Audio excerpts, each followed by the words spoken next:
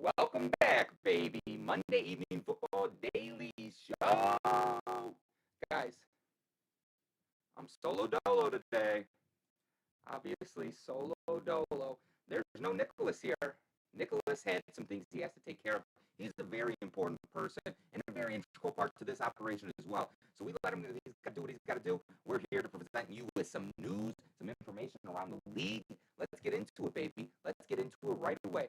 I'm excited. We got a great episode for you today, talking a little bit about football. It's what we do. It's what we do. But, a little exciting thing that I saw, actually, I think we need to get into this a little bit. I'm going to do my best Dave Portnoy impersonation right now because I don't know if you've heard about us talk about this. Terrell Owens has a wine, and guess what, guys? We've ordered that wine. We've ordered it. 81 Vino right here. I act like I'm opening the box for the first time. Ooh, okay. Nice packaging. Very simple. Very simple packaging. It just comes in this. I guess this is enough to lock it in, but let's take a look. We're going to be trying this Monday night on our preview show for our Monday evening football. That's the beauty of it. 81 Vino, baby.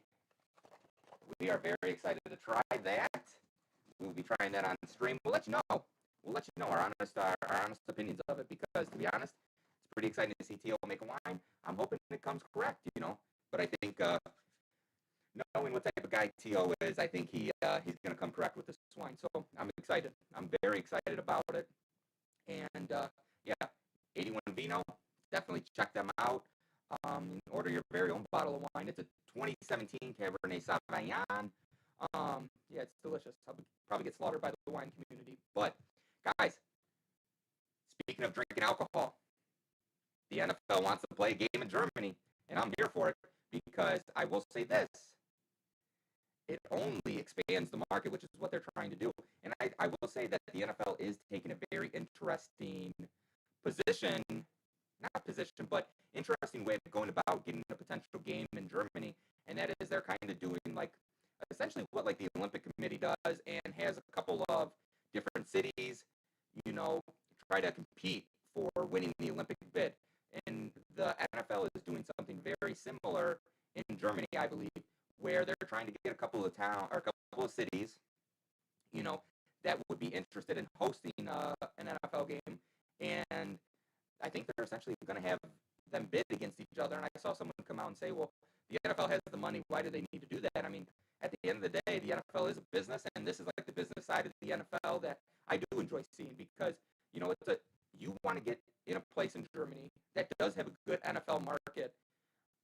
And by being able to put this article out saying that you're looking into it, I think what it does is it raises fans' awareness about it. And then also those fans are going to drive their cities to potentially be, a host for these games in Germany. And I did see that the NFL does want all 32 teams to play overseas across an 8-year period. So get a steady rotation of teams overseas. I think that's only going to help the NFL as a whole because, if we can expand that market, that just expands the reach of the NFL, which I think they're definitely trying to do. I will be interested to see what the first NFL team is that is out of the United States, because I do think that's coming. That might be 5-10 years away, but I do think you do start to see an expansion of the NFL, and it's going to be interesting to see if there's going to be a team in London or maybe Canada or Mexico. Canada, Mexico might be a little more feasible to add, to start your expansion into those markets first, and then London would obviously be the next great move, in my opinion. And from there, who knows? Maybe it is Germany. Maybe the NFL, what they're doing right now is just marketing out their plan, for their expansion teams, because there is a way that I think they would be able to pull it off, having teams overseas, because the main argument against it is well, if you have the 49ers playing London, that's a major time difference. So that is probably the logistics that the NFL does have to figure out before they can start marketing or expanding into these other these other, countries and things like that, and really start expanding the NFL. But if they are able to get that figured out, I will say it'll be exciting to see what happens um, with the expansion of the NFL, because I do feel like that is coming. But we'll have to see. We'll have to wait and see. I mean, what's going to go on in there? And I'm sure Nick would probably say something like, "Oh yeah, beers, beers, beers," and so that's, I already know what he's going to say. But yeah, Germany is a nice spot because yeah, there's a lot of good reasons to go to Germany and drink and watch a football game. So very exciting there. But we're going to switch over to the New York Football Giants because they are, probably one of the closest teams to Germany. One of the closest teams, not the closest, one of the closest teams. But running back Saquon Barkley is doing well after his ACL rehab, and he's still working on it, taking it day by day. Good to see. I'm very excited for him to get back on the football field because he is a dynamic running back. And I hope this ACL rehab injury has not taken anything away from him. But from hearing him speak, the mindset of Saquon Barkley, it seems like he's taking it day by day, just making sure his body is ready. And really, I have no issue with that because at the end of the day, you have to look out for yourself, Saquon. And I think you taking it day by day and not putting a timetable on when you'll be back. Now, do I think he'll be back before the season starts? I do. I think Saquon Barkley is a physical specimen, and he's that way for a reason because he's a hard worker, and yeah, I'm sure he's working his tail off in ACL rehab. So I think he'll probably be ready to go by the beginning of the season. But, I like Saquon Barkley not putting any additional pressure on himself to get back by the beginning of the season. I think when you do something like that, the timetable for your rehab changes because you're trying to meet a deadline where, you're probably better off. Now, Giants fans are probably looking at me and saying, no, we want Saquon back on the field. Don't get me wrong. I want him back on the field too, but I want him back on the field when he's ready to go, ready to rock. The last thing I want to see is like Saquon get back on the field and he go and have another injury this season because he wasn't fully prepared. Now, I think Saquon's in a good mind space. He's missing his teammates. He's missing being out there on the field. So, those things are going to motivate him to get back on the field, and it'll be a good thing once he is back on the field. And fantasy football owners are going to be ecstatic. But, depending on when he does come back, I mean, obviously when we get closer to the season, we'll have a better timetable for things like that. But without that timetable, when fantasy drafts come around, it's going to be a tough thing to pick Saquon Barkley. I mean, he's coming back this season, so you probably do go up and get him. I'm just wondering where he drops to in fantasy drafts for the most part, if at all. But yeah, I think he'll be back by the season start. So if you're a fantasy footballer, feel free to take that advice into account. But just also remember that I am not a financial advisor, so take that into account as well. So we move on upstate New York, where the good old Buffalo Bills get into little practice skirmish. Skirmish is the word I'm looking for.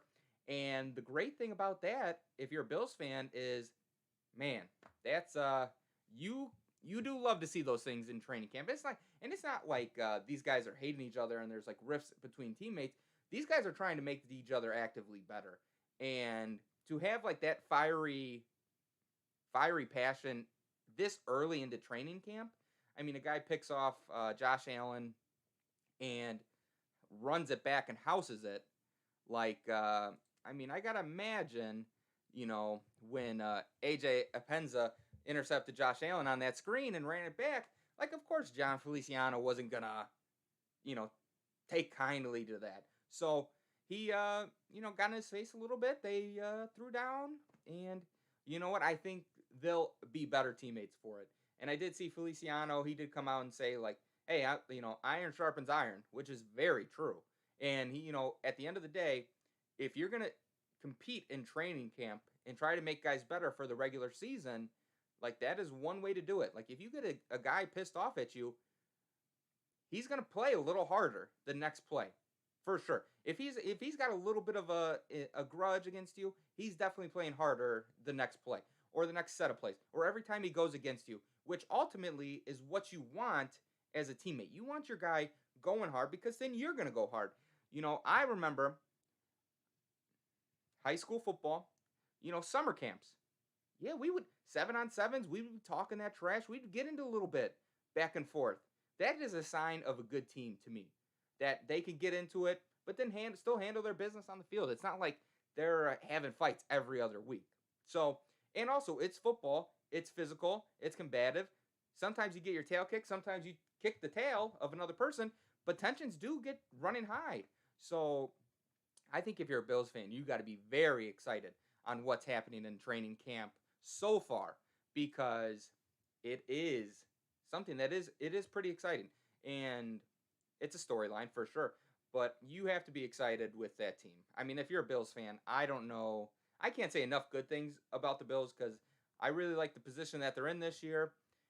Coming back off of a really strong season last year. Looks like they're bringing that competitive as hell nature. I mean, if you're living in Buffalo, it's like, yeah, this team embodies us. They're definitely going to keep working. It is very, very exciting to see. But hey, Josh Allen, man, if you don't want people fighting in training camp, don't throw a pick six. But, most likely not his fault. But maybe it was. So I will say it was a pretty exciting news story coming out of Buffalo there. Guys, you want to know what I'm a little fed up with? And I know Nick agrees. He agrees. And I don't know if Nick's doing this on purpose because, like, Nick, he kind of gives us the stories for the day. But I think he's just, like, pulling the most absurd Fox Sports headlines for me. Because can Jordan Love be the Packers' saving grace if Aaron Rodgers holds firm? Is a storyline that Fox Sports put out. Can Jordan Love be the saving grace? I think he could. Absolutely think he could. Do I think we need a saving grace if Aaron Rodgers holds firm? I don't think so. Because I think that Packers team's so stacked anyways, you could put Blake Bortles or Jordan Love in there. Guys, let's not act like the Packers are nothing without Aaron Rodgers. If you're looking at the Packers objectively, they have a team that is very talented top to bottom, offensively, defensively. One of the best wide receivers in the league, top 3 and not 2 or 3. Also, best cornerback in the league, best left tackle in the league. The list goes on and on. You have one of the best running backs in the league. So that team is very well constructed. Now, with Aaron Rodgers, do they obviously have a level of, greatness to them? Yes, they do. Are they still going to be good without Aaron Rodgers there? Yes, they will. They will. They'll still be better than the Bears, probably, the Lions, and the Vikings. So, that being said, I think Jordan Love would do well if Aaron Rodgers holds firm and doesn't want to come back to football. I really do. And I think his preparation these last 2 years has really helped him. And with Aaron Rodgers not being at camp this year is probably helping him the most because he's getting a lot of first team reps. And, you're really starting to see some of the things that he's doing. And I know Matt LaFleur is pretty high on Jordan Love, seen some tremendous growth through him this past offseason, which as a coach, you got to be very excited to see, your second string quarterback growing, the guy who could potentially be the future of the franchise. And I got to say, I love it. See what I did there? But yeah, I mean, I don't think Fox Sports is going anywhere else with this Rodgers Packers situation. I think every day you're going to see a headline about Rodgers and the Packers. So that's just what Fox Sports is about. I'm not here for that, but it's something we do have to touch on, unfortunately. I know you guys are getting tired of it. We don't want to talk about terrible news takes anyways. So, moving on, the 49ers lose 2 players for 2021, and this is the stuff that I hate to see in training camp. You have a guy in Tavarius Moore torn his Achilles, and then Justin School torn his ACL. These are the things that you would love to see avoided in training camp. I think this is what the guys were so excited for last year in training camp. when they had a lot of virtual stuff, virtual OTAs, because of COVID. I know Rodgers came out and talked about it, like he felt great when he got to the season. No arm soreness, nothing like that. And to see a guy like Tavarius Moore and Justin School, who school maybe, not a linguist, but you see those guys get injuries and severe injuries that's probably going to hold them out the entire 2021 season. It's just unfortunately that it is part of the game, but it's not a part of the game that you love to see. And hopefully those guys have a good recovery and can get back on the field sooner rather than later. But very sad, and big losses for the 49ers. You never want to see a guy going down in training camp, and if he does go down in training camp, you definitely don't want to see it be an ACL injury or an Achilles injury that does take some time to get back from. I mean, obviously you're seeing it with Saquon Barkley after his ACL rehab. Now you got a couple guys that you lost before the season's even started. It's just it is a tough pill to swallow, as a team. I mean, but at the end of the day, I don't really see, unless you're changing some of the way your offseason is structured as a team, I don't see that if there's, I mean, these things are unfortunately just they are going to happen, but hopefully the medical staff, the grounds crew is keeping the fields, nice for these players so they aren't, getting these knee injuries and leg injuries and tearing stuff. It's just not the best. And I believe the Achilles is right down by the foot area. And speaking of the foot area, I will say this. I don't know if you guys saw, Dak Prescott says, I'm out. Dak Prescott is out. Dallas, did you hear? He's out. Dak Prescott is out. No more. He said, nope, I'm done with Adidas. Yeah, see what I did there? He said, I am done with Adidas. And he's moving on over to the Jordan brand, which I'll be very honest. That is a very smart move on the Jordan brand because I think that brand and personality, I think they fit tremendously. And hey, one of the highest paid players in the league, Dak is going to do some good things for the Jordan brand. And I think you might start to see some other guys switch over to the Jordan brand after, Dak made the switch. And is this the Jordan brand saying, hey, we're really making a push to make our mark on the NFL? Might be. We might see some major influence from the Jordan brand there. But I'm sure we will touch on that more tomorrow when Nick's here. I would love to get his insight on it because obviously he is a basketball guy as well, coaches basketball. So he's very familiar with the Jordan brand. From Chicago, we both are. Very familiar with Michael. So it would be interesting to get his take on that and how the shoe game could potentially affect the NFL moving forward. And it's exciting to see. But that's all we got for today. You guys go watch something else on the internet, okay? Maybe that Pat McAfee show, maybe something on Barstool. I don't know, whatever tickles your fancy. But we'll be back tomorrow, 10:30, same time, you jabronis. You go and have the greatest day of the rest of your life. Because, hey, after all, this life thing is a beautiful thing. And we need to enjoy it, baby. We need to enjoy it. That's all I have for today. Thank you guys for tuning in. It's been wonderful. It's been great. Hope you enjoyed the show today. Nick will be back tomorrow, hopefully. And if not, I will be, baby. Adios.